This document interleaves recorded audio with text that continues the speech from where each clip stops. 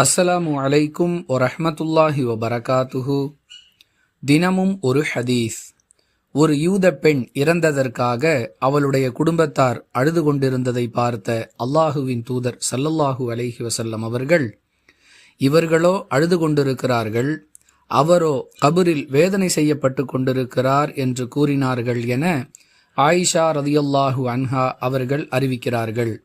நூல் புகாரி, ஹதீஸ் எண் 1289. அன்பிற்குரிய அல்லாஹுவின் நல்லடியார்களே, இஸ்லாமியர்களுக்கு மத்தியில் தவறான ஒரு நம்பிக்கை பரவி இருப்பதை நாம் அறிந்து வைத்திருக்கிறோம். அதாவது, இறந்தவருக்காக மற்றவர்கள் அழுதால் இறந்தவருடைய வேதனை அதிகமாகும் என்பதே அந்த நம்பிக்கை. இது சரியான நம்பிக்கை அல்ல. மாறாக அல்லாஹுவின் தூதர் அவர்கள் சொன்ன வாசகத்தை கவனிப்போம்.